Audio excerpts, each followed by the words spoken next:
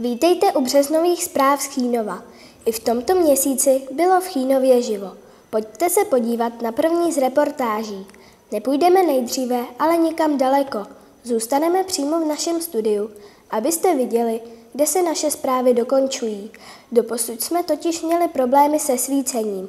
Používali jsme tyto stavební halogeny a jak můžete vidět, zase jeden nesvítí, neboť opět prasklo svítící těleso.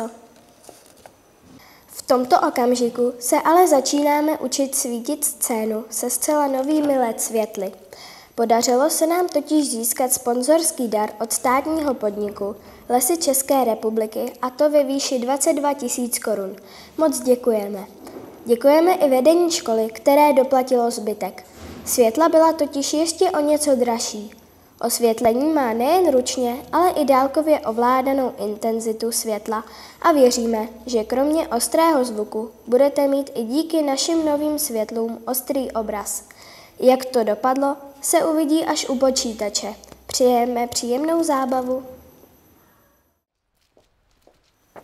Výjimečně jsme vyrazili s kamerou mimo Chýnovsko.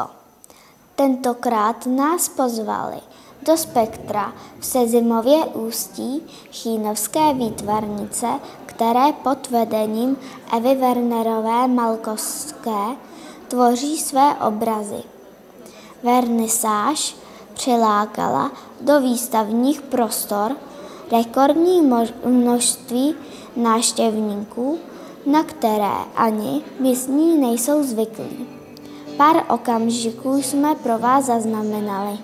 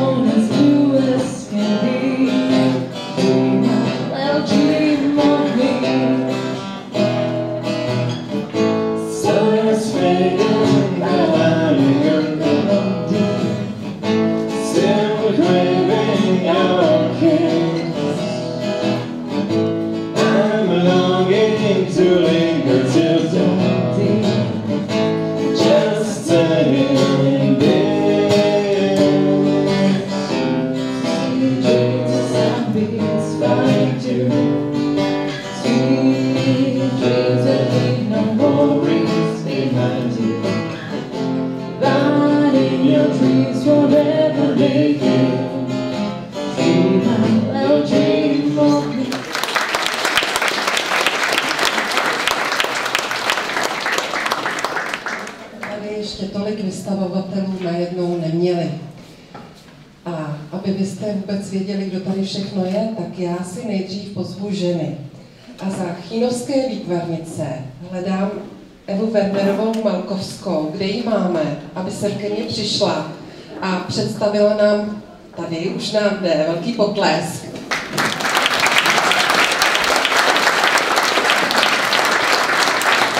Pojďte ke mně, paní Evo, protože já si myslím, že vás bude skutečně hodně a oni postupně budou k vám přicházet. A já vím, že jste říkala, že mikrofon nechcete, ale zkuste to teda ukřičet a když tak vám ho předám. Takže to bude bez představování. Tak, výtvarnice z Chýnova, prosím, pojďte k nám.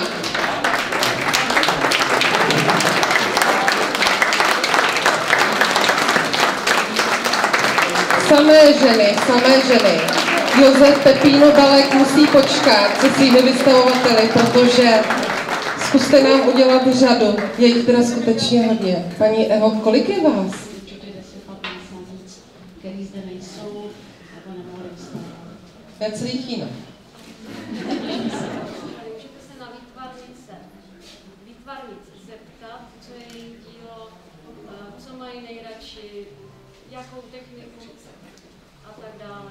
Takže tam ten prostor, všechno je od nich, jsou velice pilné, má z nich radost. Tak, výtvarnice vystavují v malém sále. Já bych vás všechny, milé dámy, poprosila o krok dopředu, abyste se vešli fotografům do jednoho snímku, aby nám to tam před tu kapelu pojďte jejich prostoru v malém sále. Tak, dotazy žádné nemáme. Máte taky akvarelistky? Ne. Bylo jich. Tak bude akvarel potom, ne? Tak mohli zůstat. Děkuju.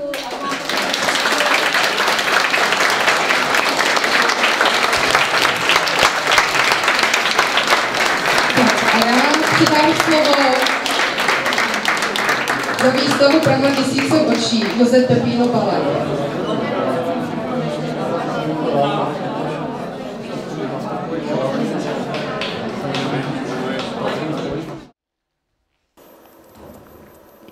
Mezi tradiční akce Chýnovské školy patří školní masopust. Děti, které v tento den přijdou do školy v masce, nejsou zkoušeny a v případě, že dorazí v převlecích kompletně celá třída, nepíší ani žádnou písemnou práci. I letos tedy bylo ve škole veselo. Kdo dostane razítko, dá si folii a bude dělat 20, píšu 20 na tabuli.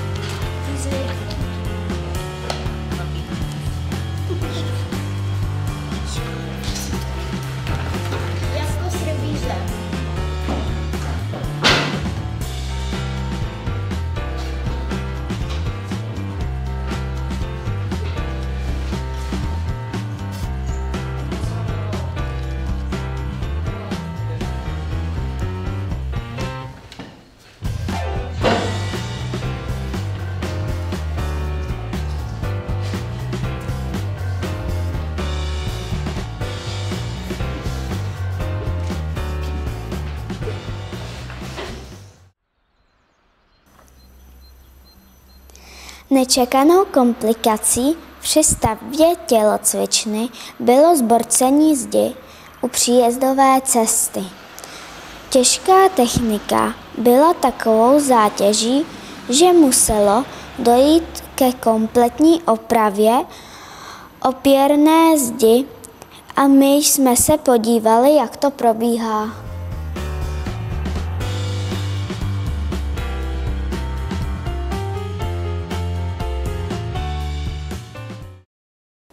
Dne 9. března odehrála mladší přípravka FC Chýnov fotbalový turnaj v Českém Krumlově. Za účasti 7 družstev se naše nejmenší fotbalové naděje umístila na krásném prvním místě. A to po výborných výkonech ve všech 6 zápasech. Trenér Karel Sedlatý si zaslouží poděkování za dlouholetou práci s fotbalovou mládeží. A i díky němu si na závěr naši kluci došli pro medaile za první místo a do Chýnova přivezli krásný pohár pro vítěze. Bonusem nakonec bylo vyhlášení nejlepšího střelce turnaje, kterým se stal chýnovský Vítek Mašek. Děkujeme rodičům za poskytnuté záběry z mobilního telefonu.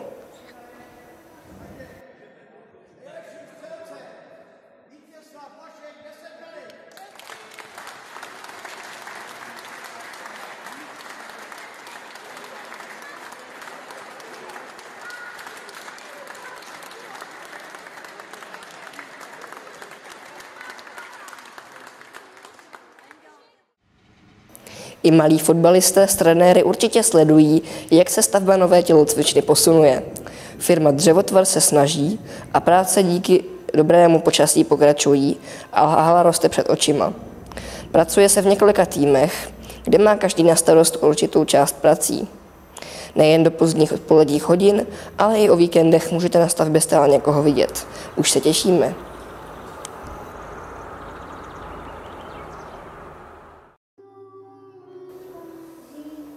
V březnu se na školách pořádají školní kola pěveckých soutěží.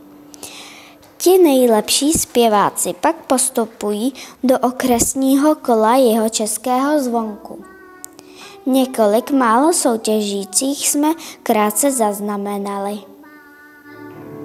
Tížečku, tížečku, ptáčku maličký, jen se nesměj, meluzína, taky by tě přešel smích.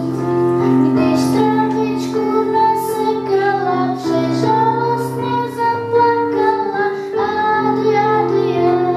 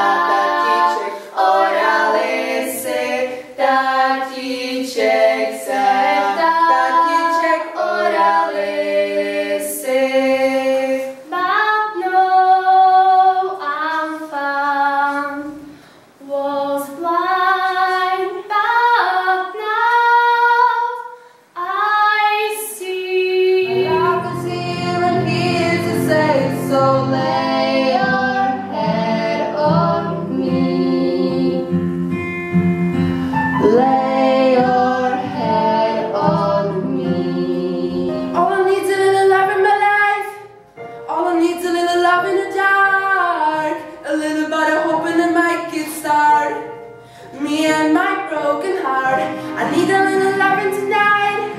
Home so I'm not falling apart. A little bit of hope and I might get started. Me and my broken heart. Miss me everywhere. You gonna miss me when I'm gone. When I'm gone. When I'm gone. You gonna miss me when I'm gone. You gonna miss me by my wall. You gonna miss me by my toe.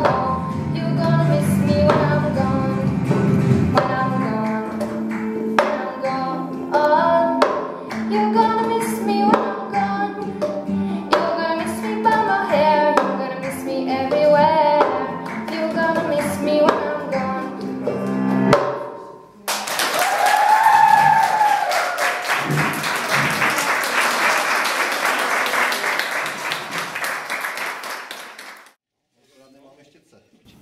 Jelikož se stále zvyšují poplatky za energie, bylo třeba popřemýšlet, jak ušetřit a zateplit 2 nejstudenější třídy místní školy. Ředitelka magistra Marcela Vosátková tak s odborníky konzultovala možné postupy a nakonec, díky konstrukci podlah na půdě, byla vybrána metoda zafoukání vzduchových průduchů buničitou vatou. Podívali jsme se na průběh prací a po prvních dnech se prý teplota v obou třídách zvedla o 3,5 stupně. Pokud budou finanční prostředky, možná se bude pokračovat i v dalších částech půdy. Krátce jsme pracovníky firmy monitorovali.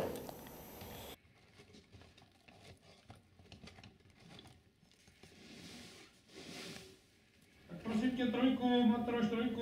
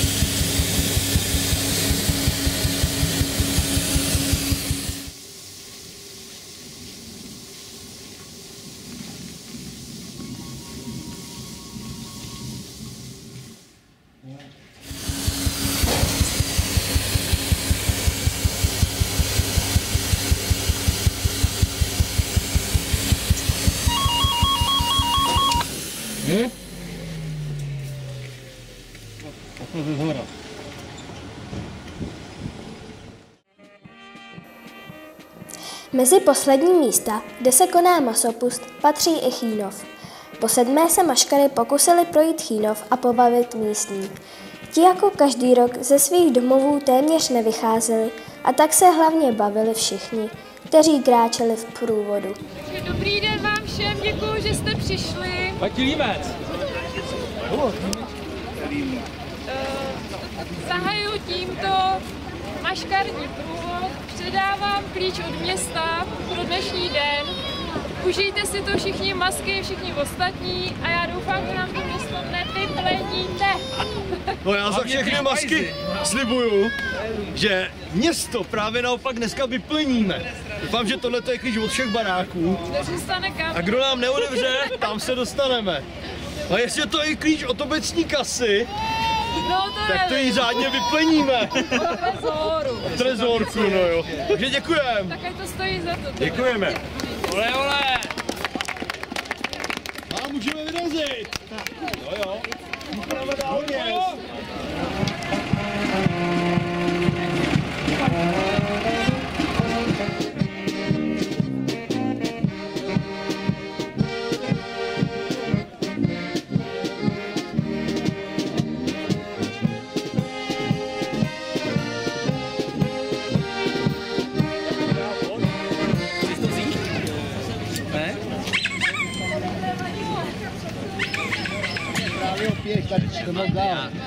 Tak díky. Ale děvčata, ahoj. Vemte si tohle.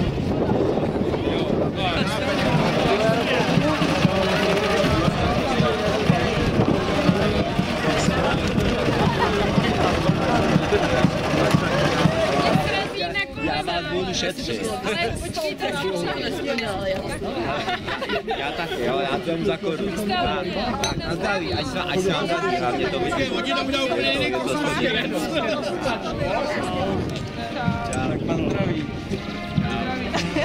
Co Co ty? Já jedu ještě, vy.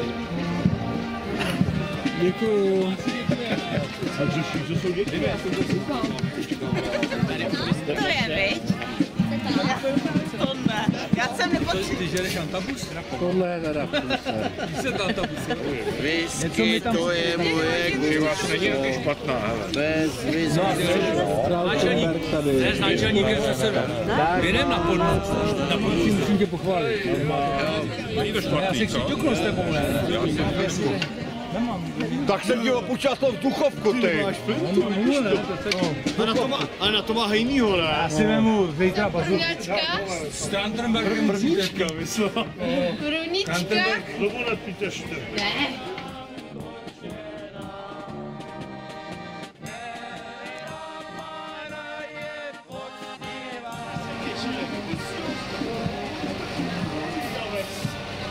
Kýnov slona, veš? Jak si vete, to jsou taky. Na tebe jsme se těšili, ty. Ale to je první. To je něco jiného než na nás. Není mnoho. Vyměřeně. 30 já do téhle můžu taky. Tak si vete, tady. Naprosto. To moc nevypadá teda.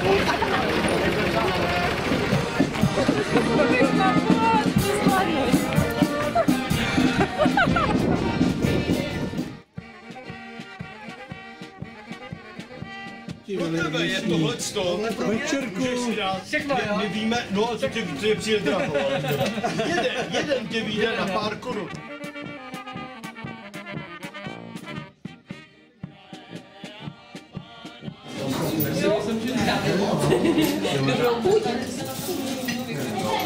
Já se divím, jestli tyhle dva budete někam nechodit.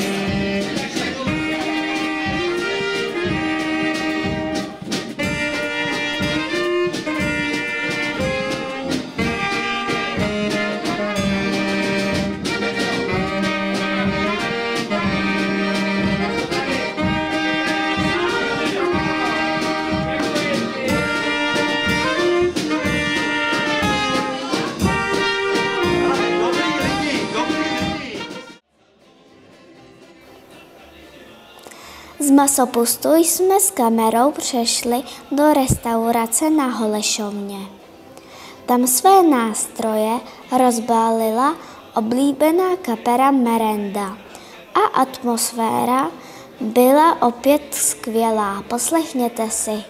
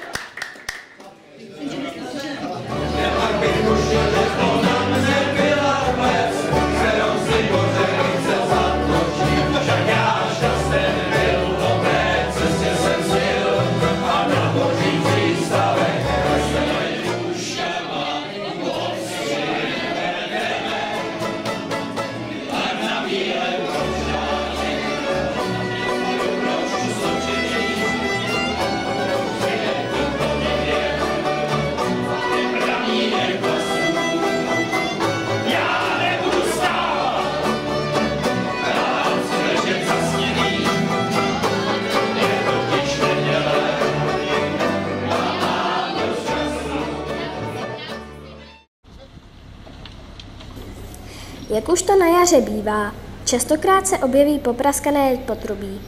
I letos se na několika místech Chýnov havárii nevyhnul. Zaznamenali jsme opravu přípojky do soukromého domu.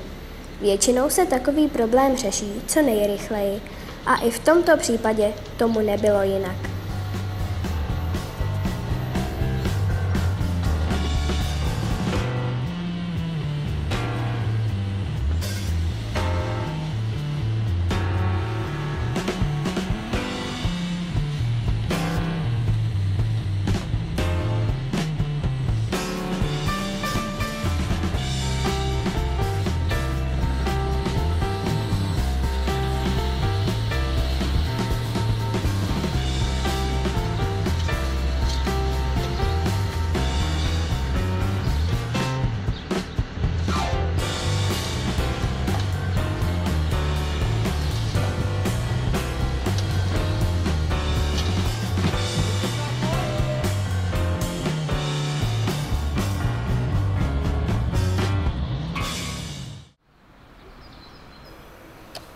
Tak jako na sídlištích v Táboře, i v Chýnově začíná být na některých parkovištích těsno.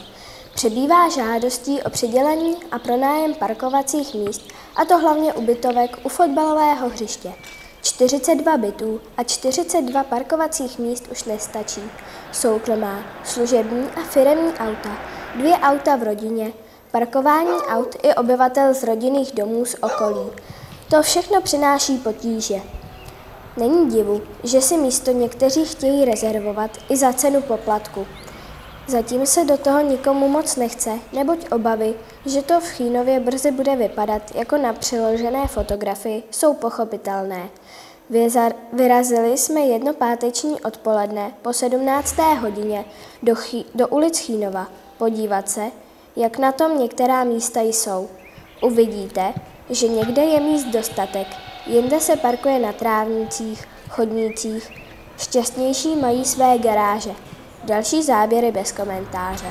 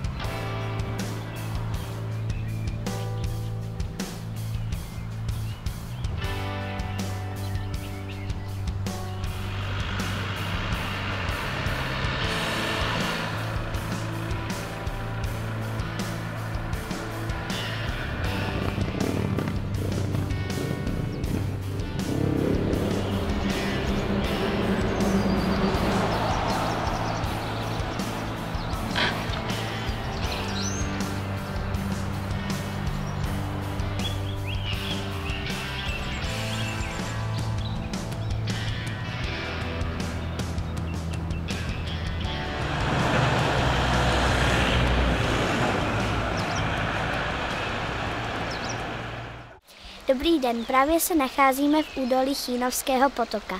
Za mnou vidíte hordu dětí, co vynášejí moranu.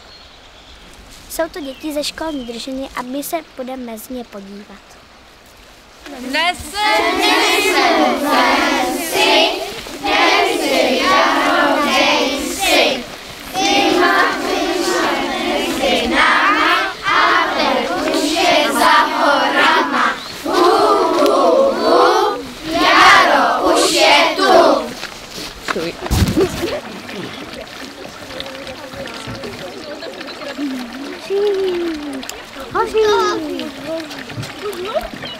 Drž, pořád drž. Fuj, to smrdí. Na sklep, paní.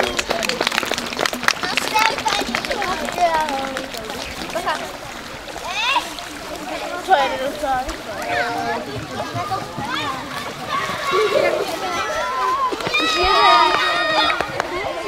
Když jsou v poletě.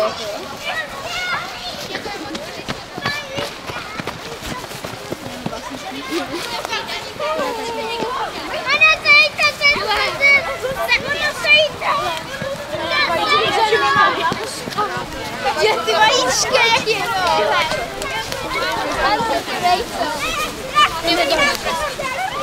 Nějaký jo.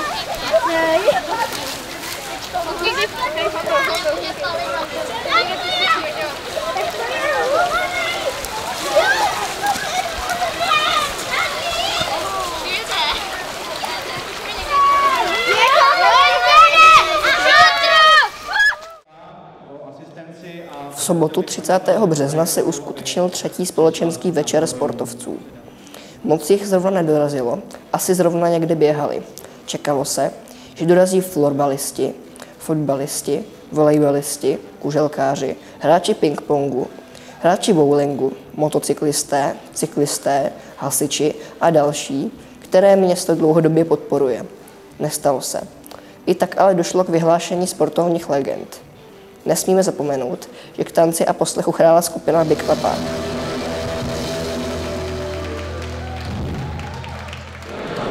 Prvním oceněním poprosím, aby se dostavil sem na pódium jako sportovní legenda města Chýnova paní Julie Hu.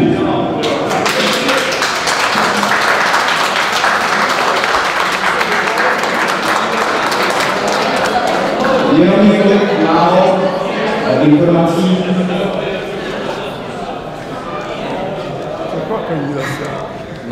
Pan Julie se narodil v Závodících v roce 1961. 17 lety absolvoval svůj první závod a v roce 1985 vyhrál slavný závod z Trnavého vrchu v pražském Zemnově a dokonce to i domový tisk komentoval titul ten Chýnovský věku vypálil reprezentativní dní. V témže roce vyhrál slavný vrch v Chýnově v Nevědících u Strakomic. Dlouhodobě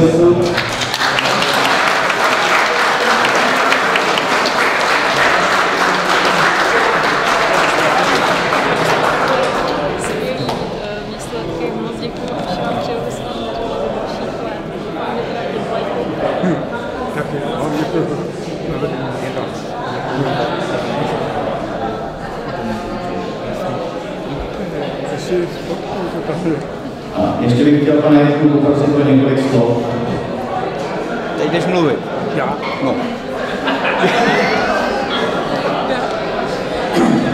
Vážení pánové, vážení dámy, já děkuji za toto ocenění a doufám, že budu dál prezentovat Chýnov nějaký městský sportovní nebo podílet se na pořádání různých podniků a děkuji.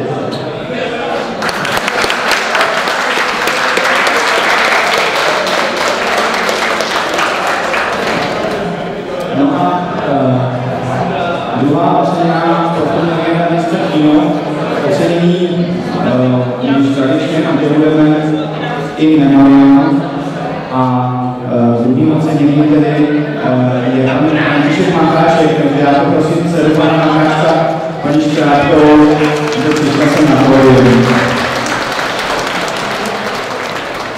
Zase několik informací. Pan František Macháček byl dlouholetý hráč, funkcionář, pokladník nejen fotbalového volejbolu, ale i TJ Sokol Chýnov a působil jako brankář, působil jako rozhodčí, podílel se tady na pořádání šířinek a vlastně celý život se tady tomu sportu i kulturnímu životu v Chýnově věnoval. V letošním roce, konkrétně 28. března, by panu Macháčkovi bylo 100 let a shodou okolností právě dnes 30. března bylo 26 let, co pan Macháček zemřel. Takže poprosím o velký potlesk pro sportovní legendu města Chýnova.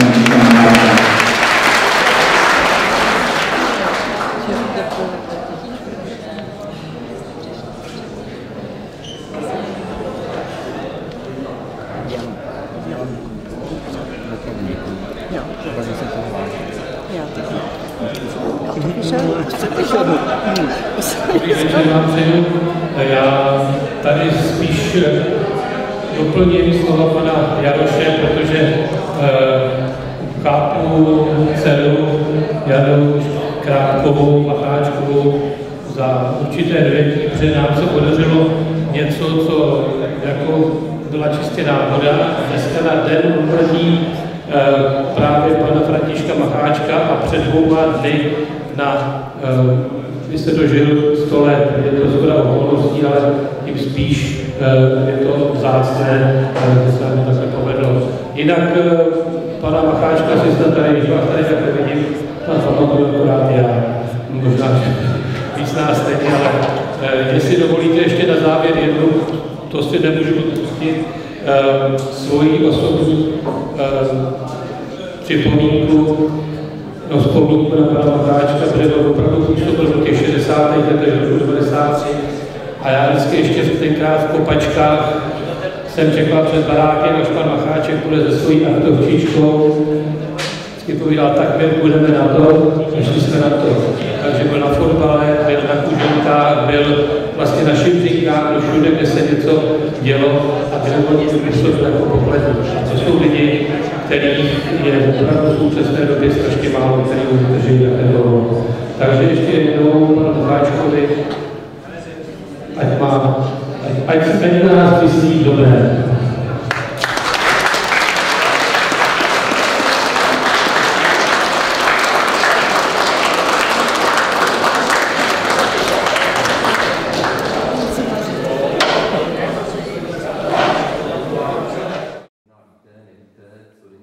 Všechny třídy 2. stupně naší školy postupně projdou besedou o kyberkriminalitě.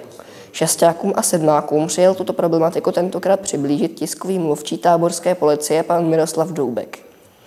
Děti se dozvěděli, co je kyberšikana, podvodné jednání na internetu, hacking, blagging, kybergrooming, mravostní trestné činy, autorské právo, násilné projevy a hate crime, stalking a další.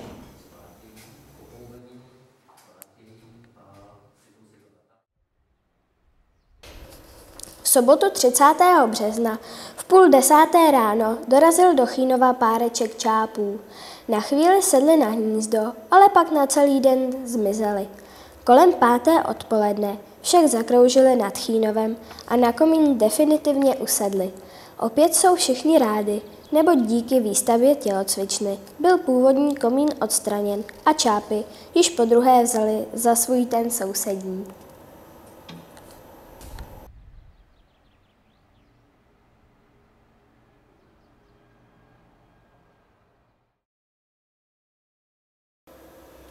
Smutná zpráva dorazila do Chýnova na konci měsíce. Připravená výstavba obchvatu byla snad po 10. opět zastavena. Firma M-Silnice už měla pronajaté prostory pro kancelář, ale odvolání, které podává proti stavebnímu povolení jedna z uživatelek sousední nemovitosti, všechno zatilo. Věříme, že do té doby, než se celý proces zopakuje, hustá doprava někoho neohrozí na životě. Z našeho záznamu se můžete podívat, kde už bylo vykolíkováno a kde z toho zase nic nebude. To je také pro dnešek ze zpráv vše. Je to trošku smutné loučení a snad se za měsíc potkáme v lepší náladě. Na viděnou.